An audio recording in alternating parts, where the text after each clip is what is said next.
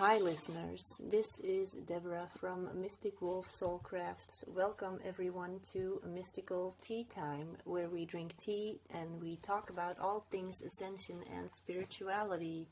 Today we're going to be talking about New Earth children and the changes that we are going through as a collective.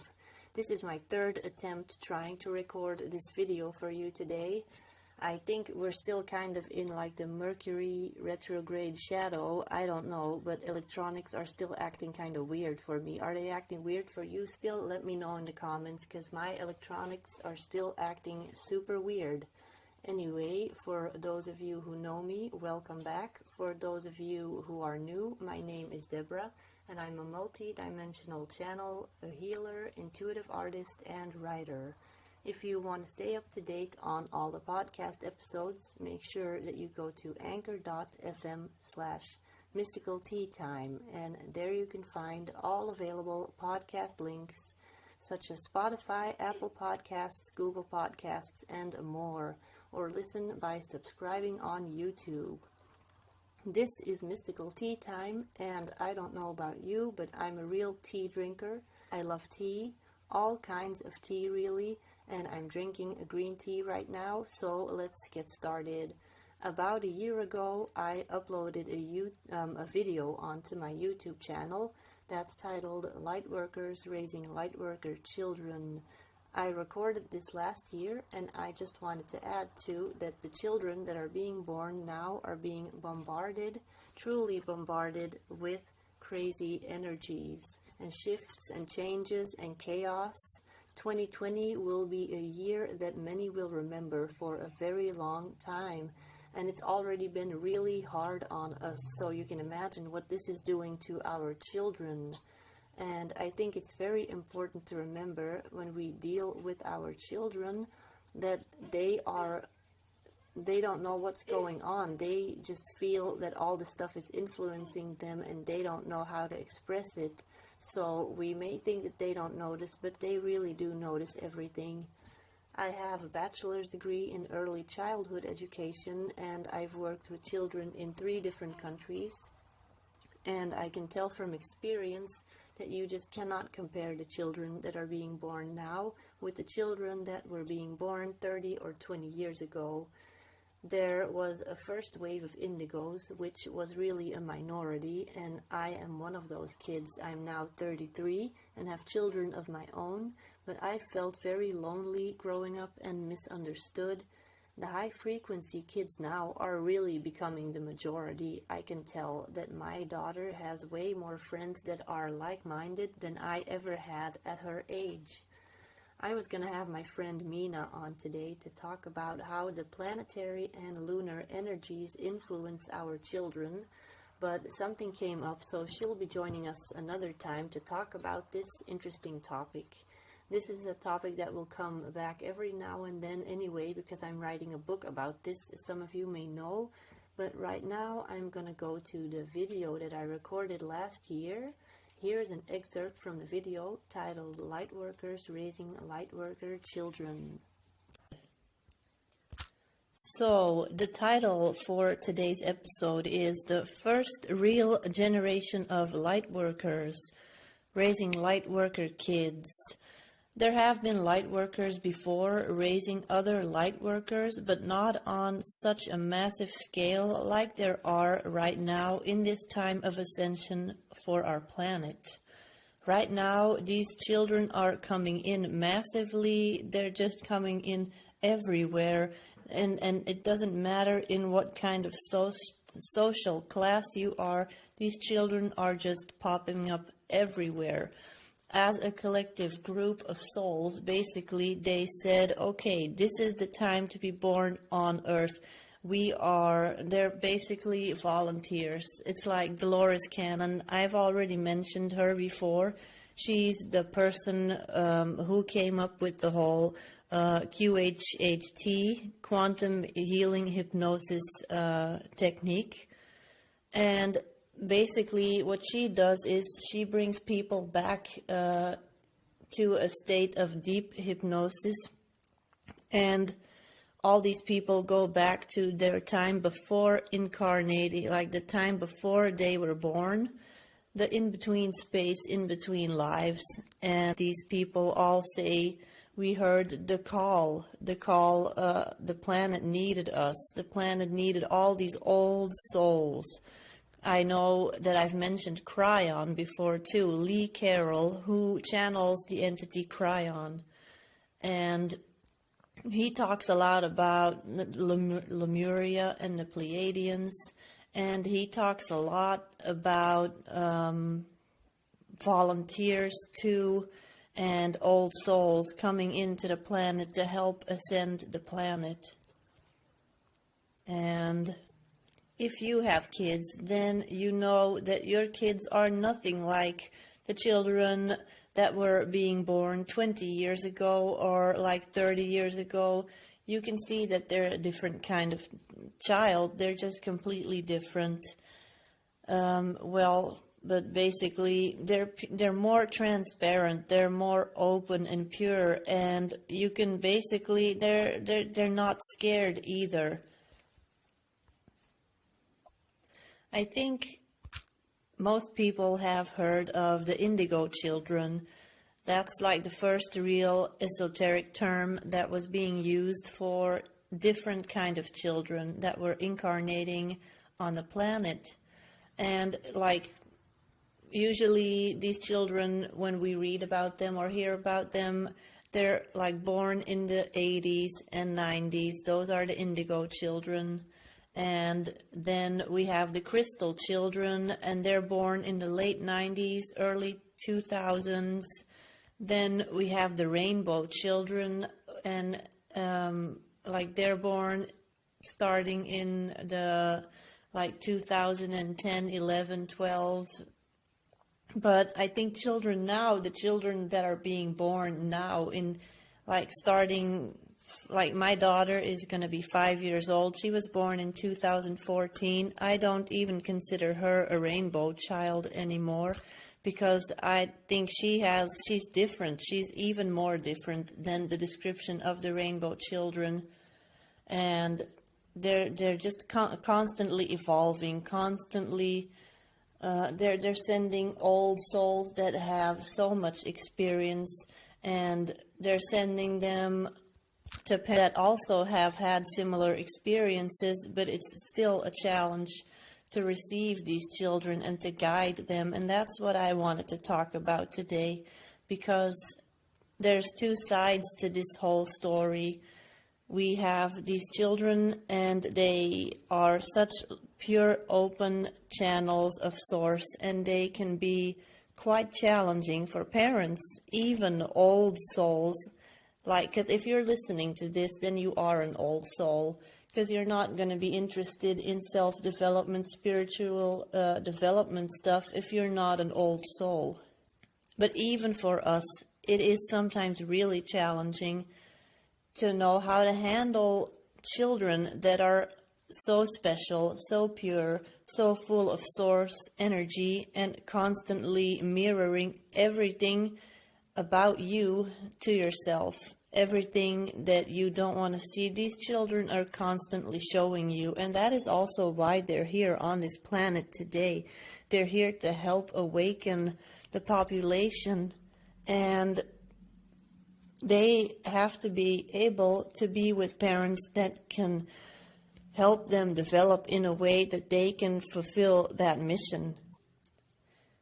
And it started gradually. Like I said before, it started gradually around the 80s with the Indigo children. That doesn't mean that there weren't like a few trailblazers here and there in the 60s and the 70s, because we have the hippie generation, and that was the first generation, but there weren't really that many of them.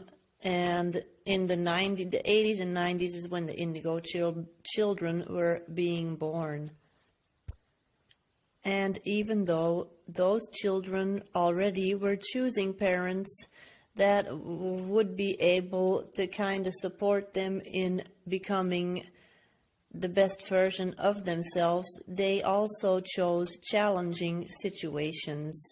If you've read anything about Indigo children, you know that they're kind of like warrior souls. They're fighters, and they stand up for themselves, and they kind of had to like clear the path for the crystal children that were going to show up later, that were a little more lighter in their attitude, less defensive, less warrior-like.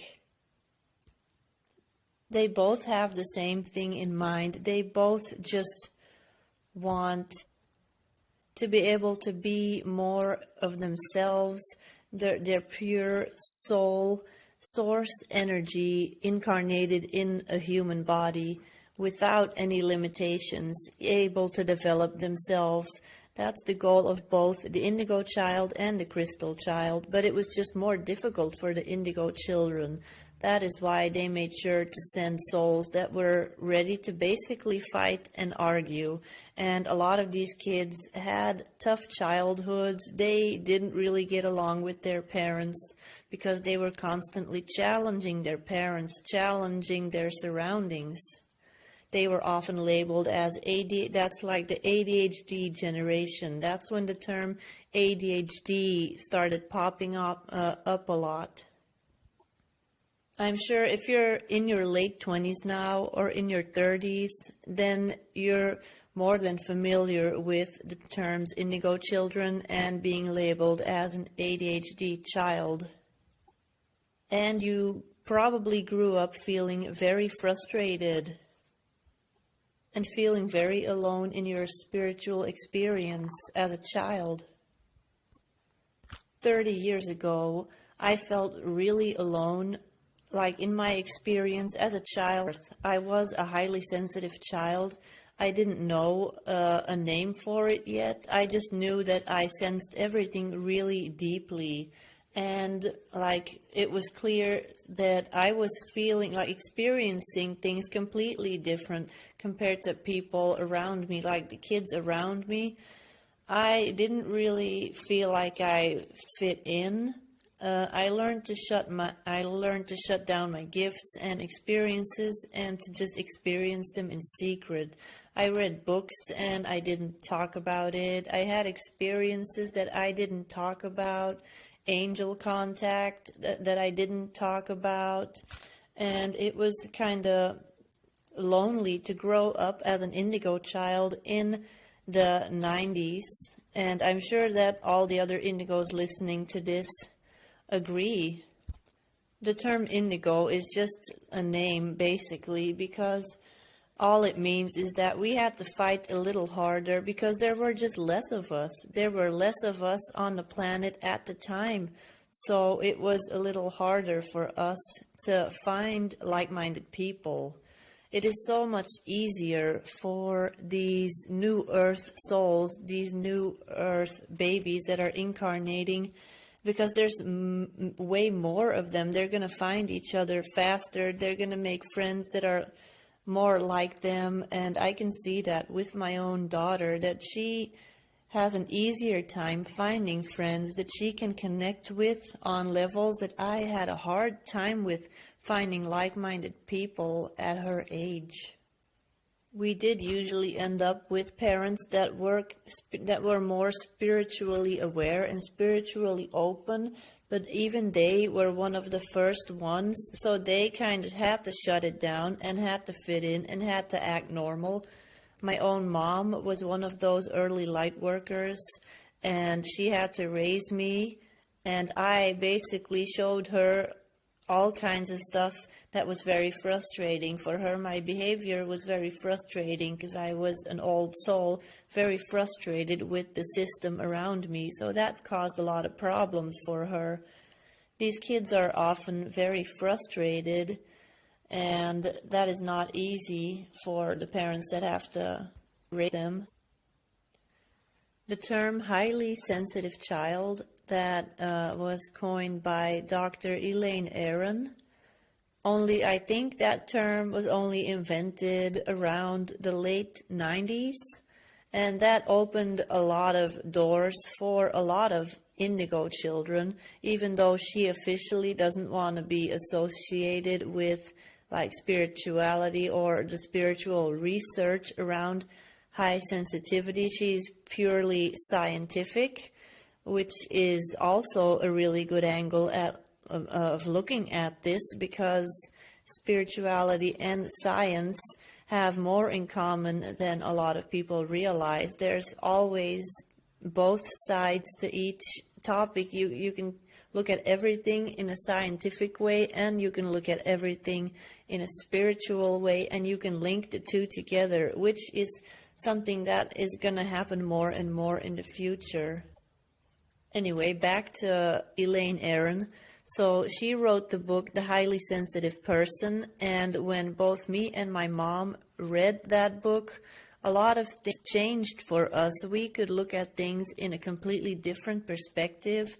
We could look at each other in a completely different perspective. My mom realized that she herself had been a highly sensitive child, that I was a highly sensitive child, that it was extremely challenging to raise a highly sensitive child as a highly sensitive adult. And that is also something that not enough people are talking about, because back then we were one of the first ones, and we had to figure this stuff out all on our own.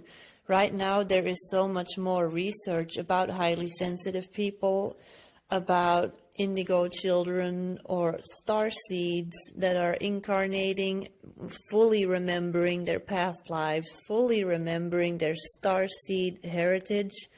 And it's easier for these children now. They have more support. And that is also why there are so many more coming in, because it is so much easier. It is right now is the best time ever to be alive on the planet. It's the best time ever to incarnate as a soul on the planet. There has never been more support on the planet than right now.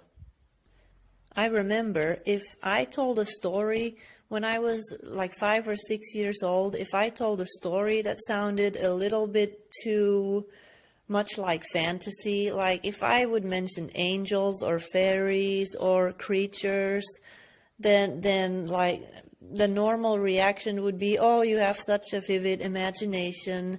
Oh, you can't say stuff like that around people in public because they'll just think you're crazy. And after a while, you start to basically shut down all that stuff, because you start telling yourself, oh, all the adults around me are saying that it's not real, that I'm just making it up, and I want to fit in this world because I feel different already. So what I'm going to do is I'm just going to do what they tell me to do, because that's going to be the only way to survive on this planet. So all these gifted children that were being born with all their gifts intact, their filters taken down, with their, like, they were able to look into other dimensions. They were born multi-dimensional, and they had to adjust, like myself, like my mom probably, like so many other people that consider themselves to be starseeds now, in their 30s and 20s, the indigo children. All those terms basically come down to the same thing. Starseed, an indigo child, an old soul, they're all kind of the same thing. They all describe the same type of soul that is here to create some kind of change in the energy, and like assisting the planet so that we can all ascend together with the planet. And that is the difference with kids that are being born now. They often end up with parents that have gone through similar scenarios when they were children themselves, but they were turned down constantly. They were told not to imagine, like not to use their imagination, and they basically had to just adjust. And now all of these indigos are having kids of their own, and they're all super starseed children with their gifts even more intact than their parents. Crystal clear children, completely pure, open, and transparent. And they have no reason to be scared. They're just going to do what they do, and they're just going to say what they say, whether you like it or not. my daughter is one of these kids. And I'm sure that if you have a kid that is between the ages of 2 and 8 right now, or 2 and 10, that you've heard them, I'm sure that at least once or twice, or maybe every day, it depends, they tell you stories that are like super fantastical stories, that if you would have told the same stories as a kid, your parents would have told you that you were crazy, that you had to be quiet, you couldn't say stuff like that, you couldn't use your imagination like that, you were exaggerating. But now, like my daughter, she tells me these stories that if I wouldn't know any better, I would tell her that she was lying, that she was imagining things. But because I know better, because I've had a spiritual awakening, because I've had angel contact, because I've had extraterrestrial contact, because I remember past lives, because I have starseed remembrances of all kinds of lives, elemental lives, because I have all this stuff intact again, because I basically reactivated it within myself after having to shut it down as a child. Because I have all that stuff online again, I'm able to recognize those stories. When she comes to me and tells me one of her stories, I can see when it's a real story, and it's not imagination. It's too, like the way she describes some of her stories are too detailed, with too, like, you can't make that up.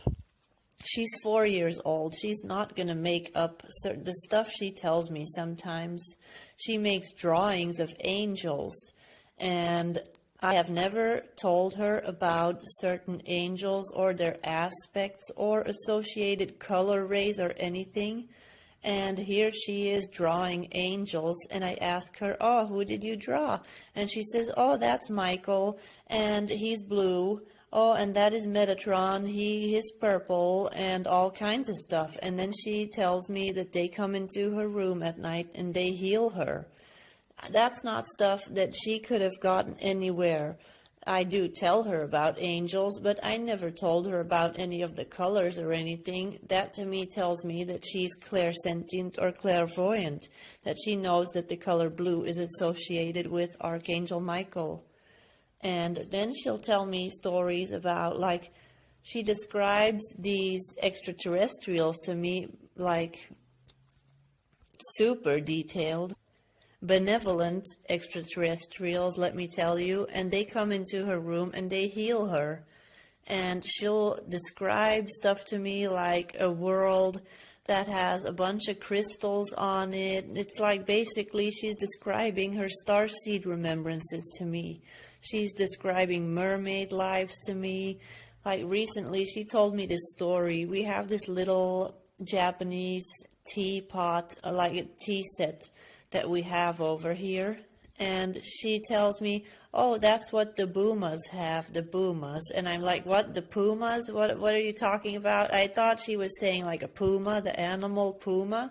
She's like, no, with a B, Boomas. And I'm like, what's a booma? And I'm not trying to sound like I'm making fun of her or anything. I'm like genuinely trying to sound interested, because I'm like, what is a booma? And then she tells me, oh, they're people, but they have blue skin, and they have crystals on their face, and they have crystals on their eyes, and they use they have the same stuff, all these tea sets and all kinds of stuff. So I'm like, well, okay, that sounds interesting. So I carefully start asking her more, like, okay, the Boomas, well, that's really interesting, and where did you meet these Boomas? And she says, oh, they live in another world. I'm like, okay, and do you go there sometimes? She says, oh, yeah, they visit me, and they take me to their world sometimes, and I've been there before. Like, I don't think a 4-year-old is going to make that up. And she's also not the type that watches a bunch of crazy TV and all kinds of stuff. So she's not making that up. We have to, as parents, be open to what our children are telling us, because they're more connected and tapped into source energy. They are more connected and tapped into their Akashic records. They can spontaneously, without letting their ego intervene, they can still tap into what is true and their experiences, that like their soul remembrances. And it is so important for us to keep that intact and to encourage that in our children. I know that in my last video I mentioned soul contracts, and again I'm going to mention it again because it is so important that we realize that these are children that we know their soul family. They don't just incarnate with just anyone. They can't incarnate with just anyone and fulfill their mission. They are of such a high vibration, of such a high frequency. They can't just choose any like person, random person to be their mom or dad. They choose you very carefully, very deliberately, and they plan their life with you together on the other side, beyond the veil. They are planning and they are preparing you to be their parent, basically. That is what they're doing. And some of them might have already started doing all of the planning before you were born as a parent, and you could have probably like made up the whole contract before, or during your life as a soul, you go in and out of your body. You travel with like between dimensions. You're not just on this 3D realm. And I'm sure you know that when you're like into spirituality, you know that when you sleep, you go to all these other dimensions and you're busy over there planning and arranging stuff with your future children. When you didn't have any kids yet, if you have kids now, you can like be pretty sure that before they were born, they were preparing you on the other side for being their parent. They choose you very carefully and very deliberately because they have such an important mission right now on this planet. And intuitively, we can sense this because if you've gone through a spiritual awakening, you're on a spiritual path of self-development, and you're a parent, or you're thinking about becoming a parent, or you're pregnant right now, you know that you're not going to parent your child the way any other person, random person, is going to parent their children. You're going to try to be a conscious parent. You're going to try to be aligned with source energy and raise your children in a way that is also aligned with source energy. You're going to try to make sure that their connection to their creator stays intact, that all these gifts that they come in with, all this wonder and all this inspiration and all this spiritual awareness, you're going to try to keep that intact in your child. And that is not an easy thing to do in this world, but you can do it because they chose you to be their parent, because they see your full potential as a soul. We were born with amnesia, so we come in here, we have no idea who we are. We're trying to figure that out again. That is why we're going through this whole ascension process.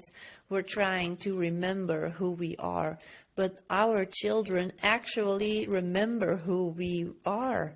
They know us better than we know ourselves often, and they're going to try to bring us back to that higher self. And a lot of the times, having children that are starseeds, as a starseed yourself, is actually going to be a very powerful experience for you, because it's going to accelerate your spiritual awakening in many ways. Now, some tips for parents of highly sensitive children, or starseed children, children that are extra sensitive, that have all these gifts, that are highly intuitive, is too many stimuli can be really overwhelming. Stuff like crowds, loud noises, bright lights, and it's up to us to try to be understanding. we are also highly sensitive, so we have all these same triggers, and sometimes it is a challenge for us to stay calm because we get overstimulated from the crowds and the noises and the lights too. But it is still up to us to really try to control all of that and be there for our children. And it is tough as parents, but we can handle it. These children chose us because they could see our potential. And because we are such old souls and we have such wisdom, we can handle raising these extremely sensitive children that are here to help ascend the planet and us as a population. Things that really help when you have a highly sensitive child and you have no idea what to do. Like with my daughter, when she was a baby and she was constantly crying and I had no idea why, it was really difficult to try to figure out what I had to do. And then I just suddenly understood, like she's just overstimulated by everything basically. And then I just I hadn't really had a full spiritual awakening yet. I had a partial spiritual awakening, but my intuition was there and I had some sort of telepathy with her, enough for me to understand that intuitively I walked away from everyone in the room. I was in the room with my husband at the time and my mother-in-law, and she just wouldn't stop crying and crying, and I just walked out of the room. I walked away from the noise. I walked away from all the other people's energies because they had such stressed out energies, and these children pick up your energy. You don't even have to say anything. They can sense it. If you're angry, if you're irritated, if you're sad, they'll sense it and they'll absorb it like a sponge if you're not careful. So what I did was I just walked out of the room with her, went and sat down in another room in the dark with no sounds, with no lights, and she instantly calmed down. And I just kind of rocked her and walked around the room with her in the dark, and it was really quiet, and she was settled down within minutes. She was calm. Going into nature also really helps. So if you have a baby and you can tell that they're extra sensitive, just go into nature with them, away from like all kinds of electronics, Wi-Fi, sounds, like even sounds that we don't really hear, like the buzzing of a refrigerator or whatever. All that stuff can be overstimulating for them. Go into nature with them, go for a walk, and it's good grounding too. I'll talk about grounding a little more later. Quiet time for these children is really important. Animals, if you have a pet, that is really therapeutic for a highly sensitive child to have a pet. These children are often also very good with animals. With dogs or cats, they're really good with sensing these animals, and often they have telepathic contact with these animals without realizing it. My daughter is really good with our dog, and I'm sure that she can kind of talk to him without even using words. As highly sensitive moms, we need to stay grounded so that our babies and our children can stay grounded and balanced. So that our babies and children can stay balanced. They are super empaths. They might be even more empathic than we are. Meditation really helps too. As a mom of a highly sensitive child, it is really important to apply self-care, because when you're out of balance and you're just all over the place, then your kid is going to be the same way. And I'm not saying that I'm always this super balanced parent that has everything together all the time. Absolutely not, because I wouldn't be recording this video if I would have been so perfect at everything. I had to figure all this stuff out along the way too, and that is why I want to share it with you guys, because it is not easy, but it's through these experiences that I've learned a lot. Go into nature with your kid, listen to affirmations on your own or with your kid, or make some child-friendly affirmations for them to listen to. Try to stay calm, and that is, I know that is not always easy, and I'm not going to say that I'm good at that all the time. I'm trying to, but I'm not always good at it either, because I get overstimulated myself, and that then to me is then I know that's a sign that I have to go within and I have to calm down and go back to my center of being balanced so that I can balance my child. Take baths to release energy. Children, give your children baths to release energy. Aura cleansing meditations with your children. Dolphin sounds work really well with these children too, to calm them down. Just be aware of your own energy as a parent, because these children are super empaths.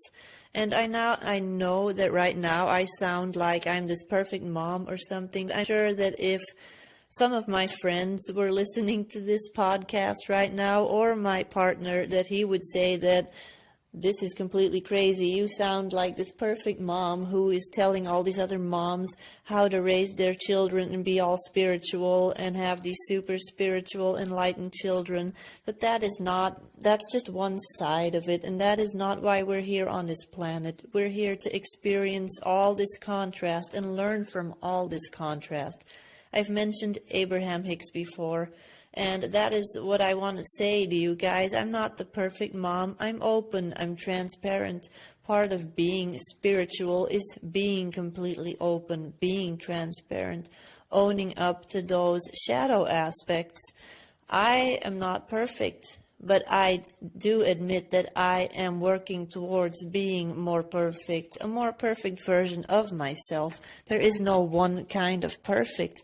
All we can do really is just try to improve ourselves, try to become the best versions of ourselves as women or men, as a parent, as a friend to your child. And that is really all we can do. And that's the example that we can set for our children.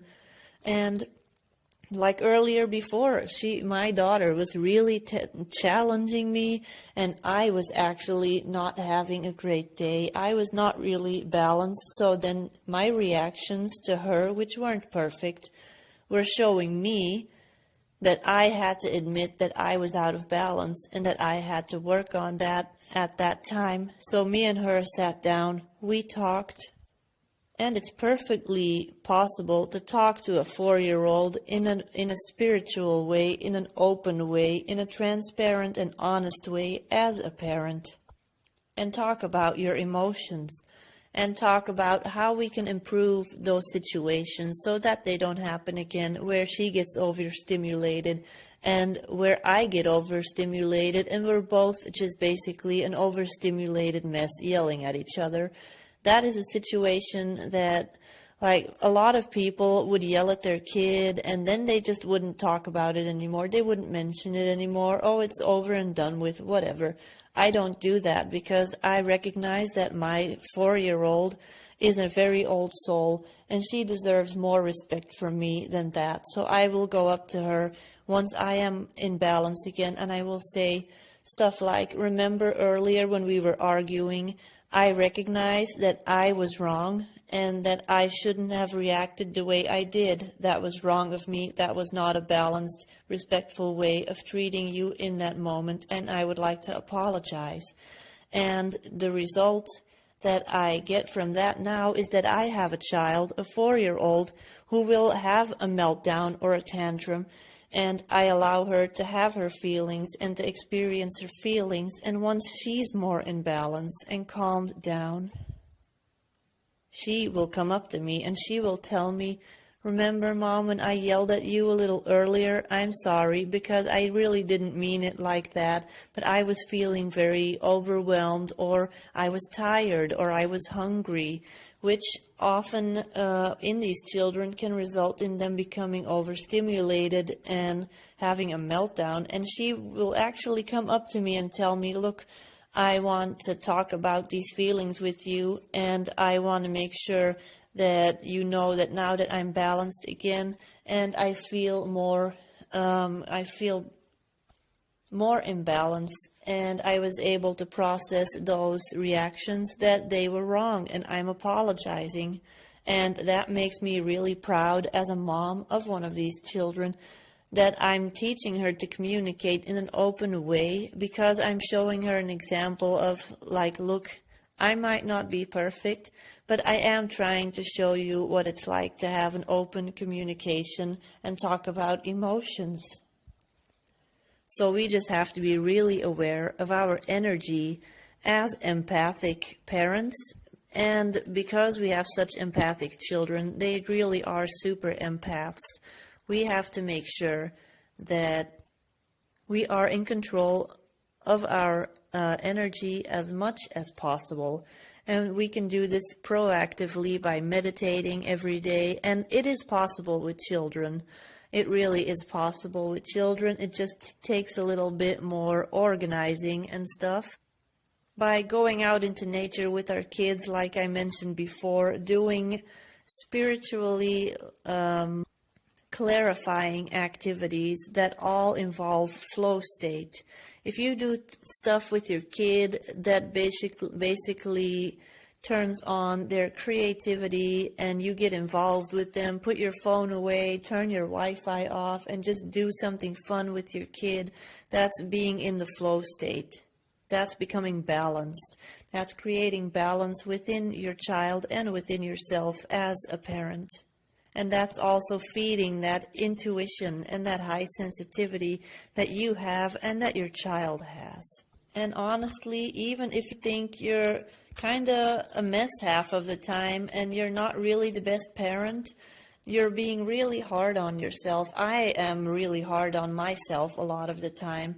But all in all, I think we're doing a really good job. Many of the early indigos who are now adults, like I said earlier, in their 30s and their late 20s, we're having these starseed babies, the clearest and purest ascended light workers that this planet has seen so far. And we should all just be really honored to be raising this generation of children, because they are going to be of such importance for this planet. And we can do this because we went through a childhood of not being understood. So we want to do the opposite for our own kids. We want to make sure that we're mindful, that we're understanding, because we remember what it was like for us, which caused us to be able, like, we want to imagine a life that's different for them. We want to acknowledge their stories and their experiences. We want to show, like, respectful parenting. We want to be respectful. And sometimes we slip up. Sometimes we'll lose our patience with them, but we can still be respectful by showing them that, look, this was also a part of me. These are also emotions that I showed you, and that doesn't make it right. And I recognize that I hurt you by not being patient with you, but we can be really honest with these children. It's not because they're still so young that they don't deserve to see that side of us, because they're going to respect us way more if we show them all of us.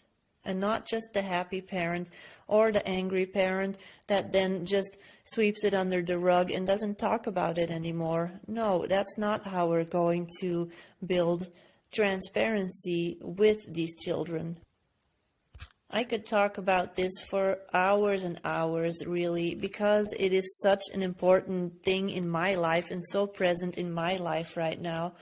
Like right now I'm sitting here on the couch. I'm 6 months pregnant, and I get really tired a lot of the time because I also have my 5-year-old, 4-year-old. She's going to be 5 in a few weeks to look after, and she is super strong-willed, very highly sensitive, very high-spirited, and I'm sometimes wondering, like, oh my God, now I'm going to have 2 of these. But then I realize, but they chose me because they knew that I had something to offer that they couldn't find with other parents. So I know that I am the perfect parent for them. And like I said, that doesn't mean every little bit of behavior you show them is perfect. It means that you're the perfect parent for them. And looking back at it now, my own mom was also the perfect person to guide me through this path, because she introduced me to a lot of spiritual topics that sparked remembrance within me. And it was not easy for her, but also me and her made a soul contract, basically. And I'm writing a book about this, and it's kind of a guideline for other parents who are spiritual and raising spiritual children, who recognize that they have old soul children, who recognize that they have these starseed, super open, spiritually awake children. I'm not the perfect mom, but that makes me perfect to write this book, though, because, yeah, like I said, I've learned so much through the contrast, and I've been there, and I read so many stories of all these other moms that are just at their wits' end with their babies screaming, and it's clear that they're like, oh my God, my baby's screaming, I don't know what to do anymore, they're super highly sensitive, all these stories, and all I can think is, I know, I want to help you, I know what you're going through.